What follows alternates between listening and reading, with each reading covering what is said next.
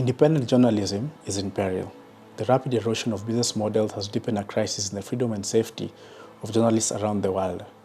Over the past 5 years, approximately 85% of the world's population experienced a decline in press freedom. Even in countries with long traditions of safeguarding free and independent journalism, financial and technological transformations has forced news outlets, especially those serving local communities, to shut down. Indeed, in many countries today, journalism is in crisis. Against this backdrop, the viability, independence, and long-term sustainability of journalism is a subject now discussed with increasing urgency.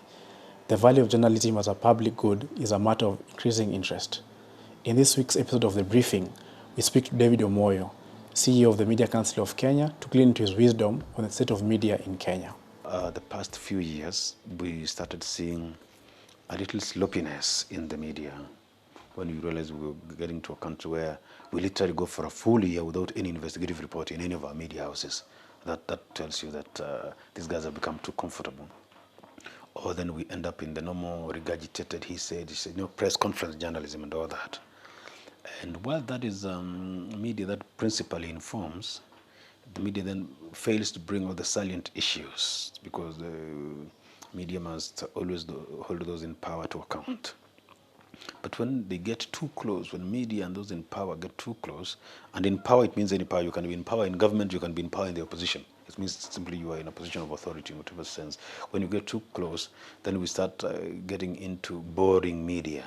Routine, you follow people, a speech in church, or then another speech in a school, and another speech by the roadside and all that. That's all you end up with. But I'm saying that the media in Kenya is rediscovering itself now. And I think if they keep at it, that will be good for the public.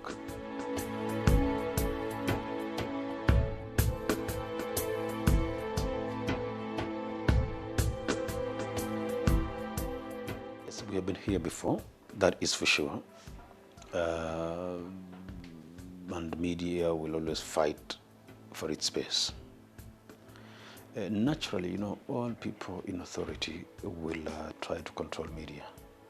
How they do it is what we can discuss. Everybody in power wants favorable coverage, and they want media to say what they want. And that's why politicians open media houses, churches have media houses and all that. How they do it is what is critical, that they must let media make their own editorial decisions without undue influence and without being harassed. So I think what we saw was, let's say it is an unexpected, this mass protest really, because we have gone through an electoral cycle. And so when it started, I think the media were not very well prepared, and neither were the government side. And there was a lot of clashes, because then you see there was a lot of clashes until some time we were arguing who hit who, whether it's the media who did what, or it's the police who hit, or it's the rioters who did that. What comes out, of course, is that people wanting to control the flow of information. And at some point, we get to a point where public pronouncements, you have seen the Media Council statements that public pronouncements endanger the lives of journalists. Because while if a senior politician or a leader makes negative comments about the media, that person, he or she has a right to express themselves and their disappointment.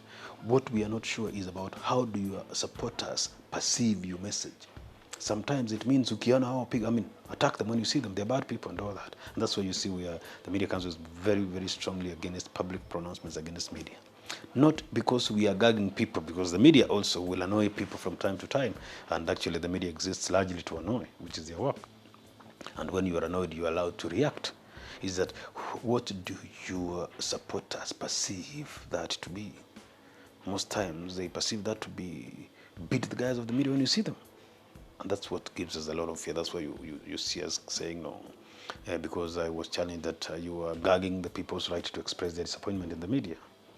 And I said, unfortunately, while they reserve their right to comment, their supporters could perceive that badly. So, starting with those now public pronouncements, then you end up then where media is attacked. Then you have the whole idea of even someone hurling a tear gas inside the car carrying journalists, although we have a question or two about the context and all that. So I think that the media have operated in soft space for too long. We did not expect to be in such a conflict situation. And that's why we had either no protective clothing, or they took extremely expensive equipment to places where they know is unsafe naturally, whether it was a riot or not, and all that. And so I think the riots, in a way, have exposed our soft underbelly. And I think from where I sit, I think I'm happy that the media has quickly gone back to the drawing board to realize that, oh, guys, we're supposed to be reflecting and planning this. We had just taken too much for granted for too long.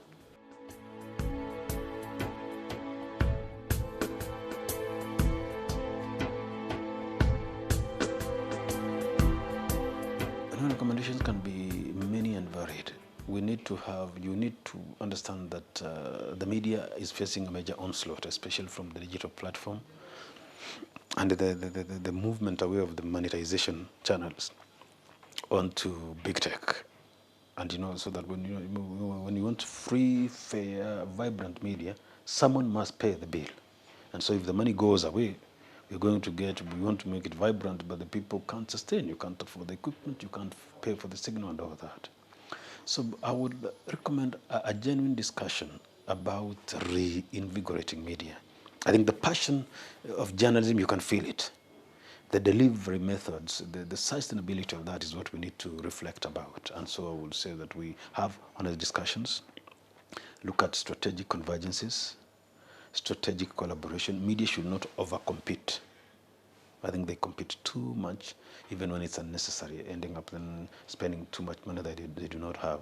Strategic crowdsourcing and all that, so that we can see from time to time breaking news, deeply investigated stories bringing out governance issues in the country and all that. So there is still an opportunity for good quality journalism.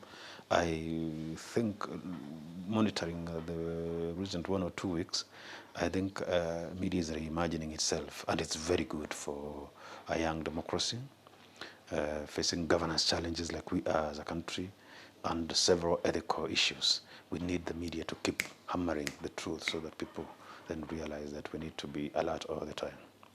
I think the media they had lowered their guard too much. Now they are going back quickly to the drawing board to start doing the work.